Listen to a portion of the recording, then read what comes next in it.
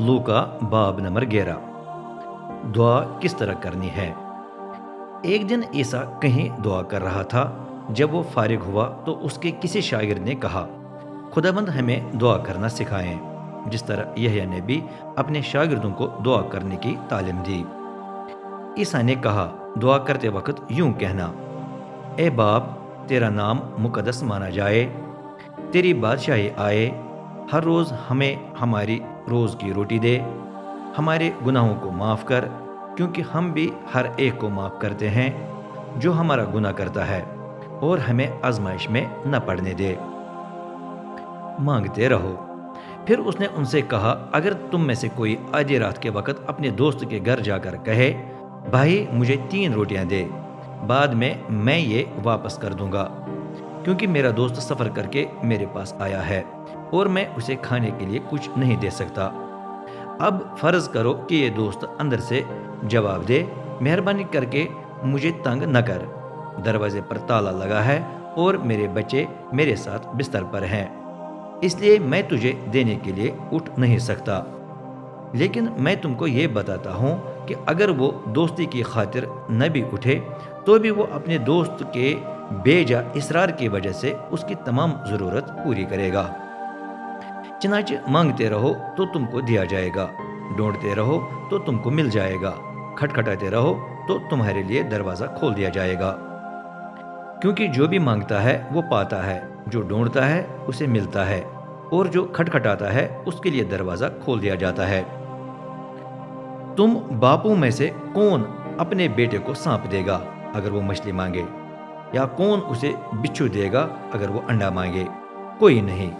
जब तुम बुरे होने के बावजूद इतने समझदार हो कि अपने बच्चों को अच्छी चीज़ें दे सकते हो, तो फिर कितनी ज़्यादा यकीनी बात है कि आसमानी बाप अपने मांगने वालों को रूहुल कुदस देगा। ईसा और बदरूहों का सरदार। एक दिन ईसा ने एक ऐसी बदरूह निकाल दी जो गूंगी थी। जब वो गूंगे आदमी में से निकली तो वो बोलने लगा। वहां पर जमा लोग हका बका रह गए, लेकिन बाज ने कहा, ये तो बदरूहों के सरदार बालज़ेबूल की मदद से बदरूहों को निकालता है। औरों ने उसे आजमाने के लिए किसी इलाही निशान का मुतालबा किया, लेकिन ईसा ने उनके ख्यालात जानकर कहा, जिस बादशाही में भी फूट पड़ जाए वो तबाह हो जाएगी, और जिस घराने की ऐसी हालत हो वो भी खाक में मिल जाएगा।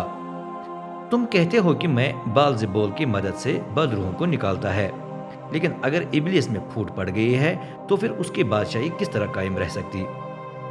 दूसरा सवाल यह है कि अगर मैं बालज़ेबूल की मदद से बदरूहों को निकालता है तो तुम्हारे बेटे इन्हें किसके जरिए निकालते हैं? चनाचे वही इस बात में तुम्हारे मुंसिफ होंगे। लेकिन अगर मैं खुदा की कुदरत से बदरूहों को निकालता हूं तो फिर खुदा की बादशाही तुम्हारे पास पहुंच चुकी है। जब तक कोई जोरावर आदमी हथियारों से लेस अपने डेरे की पहरेदारी करे, उस वक्त तक उसकी मिल्कियत महफूज रहती है। लेकिन अगर कोई ज्यादा ताकतवर शख्स हमला करके उस पर गालिब आए तो वो उसके असला पर कब्जा करेगा जिस पर उसका भरोसा था, और लूटा हुआ माल अपने लोगों में तकसीम कर देगा। जो मेरे साथ नहीं वो मेरे खिलाफ है, और जो मेरे साथ जमा नहीं करता वो बखेरता है। बदरू की वापसी। जब कोई बदरू किसी शख्स में से निकलती है तो वो वीरान इलाकों में से गुजरती हुई आराम की जगह तलाश करती है, लेकिन जब उसे कोई ऐसा मकाम नहीं मिलता तो वो कहती है, मैं अपने उस घर में वापस चली जाऊंगी जिसमें से निकली थी। वो वापस आकर देखती है कि किसी ने झाड़ू देकर सब कुछ सलीके से रख दिया है। फिर वो जाकर 7 और बदरूहें ढूंढ लाती है जो उससे बदतर होती है, और वो सब उस शख्स में घुसकर रहने लगती है। चनाचे अब उस आदमी की हालत पहले की निस्बत ज्यादा बुरी हो जाती है। कौन मुबारक है? ईसा अभी ये बात कर ही रहा था कि एक औरत ने ऊंची आवाज से कहा, आपकी माँ मुबारक है जिसने आपको जन्म दिया और आपको दूध पिलाया। लेकिन ईसा ने जवाब दिया, बात ये नहीं है, हकीकत में वो मुबारक हैं जो खुदा का कलाम सुनकर उस पर अमल करते हैं।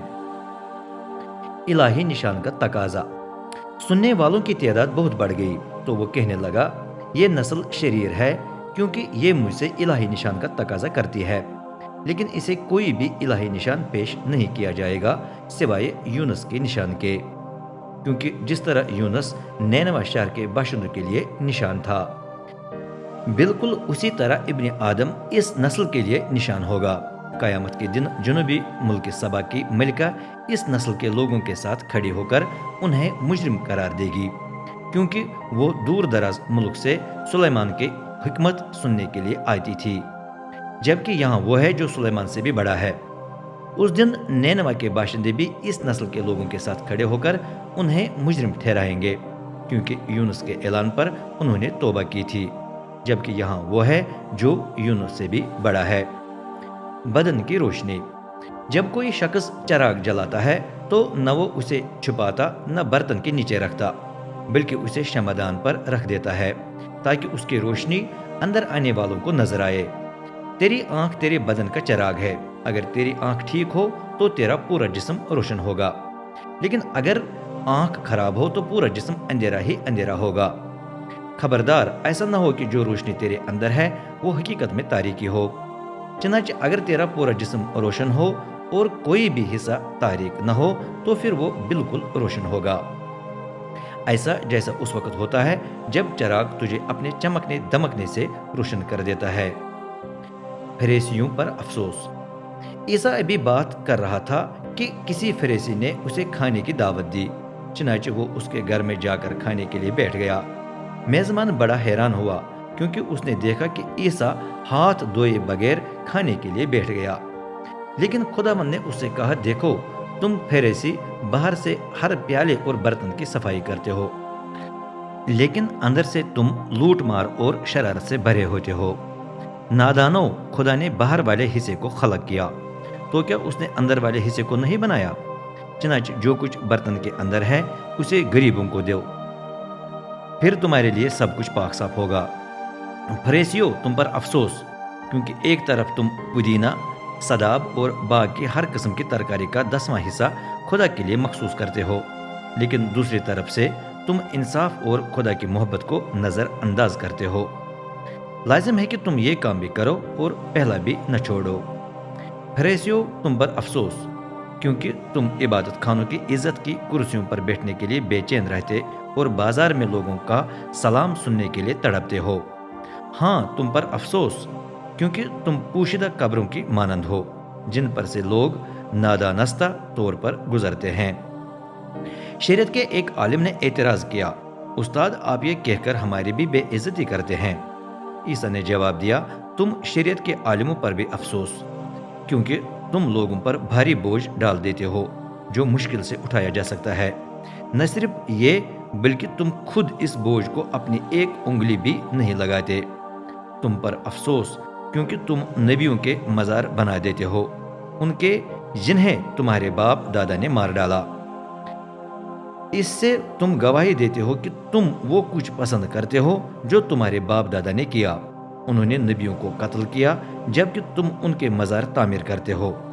اس لیے خدا کی حکمت نے کہا، میں ان میں نبی اور رسول بھیج دوں گی، ان میں سے بعض کو وہ قتل کریں گے اور بعض کو ستائیں گے، نتیجے میں یہ نسل تمام نبیوں کے قتل کی ذمہ دار ٹھہرے گی۔ دنیا کی تخلیق سے لے کر آج تک، یعنی حابیل کے قتل سے لے کر زکریا کے قتل تک، جسے بیت المقدس کے صحن میں موجود قربان گاہ اور بیت المقدس کے دروازے کے درمیان قتل کیا گیا، ہاں میں تم کو بتاتا ہوں کہ یہ نسل ضرور ان کی ذمہ دار ٹھہرے گی۔ شریعت کے عالموں، تم پر افسوس، کیونکہ تم نے علم کی کنجی کو چھین لیا ہے۔ نہ صرف یہ کہ تم خود داخل نہیں ہوئے بلکہ تم نے داخل ہونے والوں کو بھی روک لیا۔ جب عیسیٰ وہاں سے نکلا تو عالم اور فریسی اس کے سخت مخالف ہو گئے اور بڑے غور سے اس کی پوچھ گچھ کرنے لگے۔ وہ اس طاق میں رہے کہ اسے منہ سے نکلی کسی بات کی وجہ سے پکڑے۔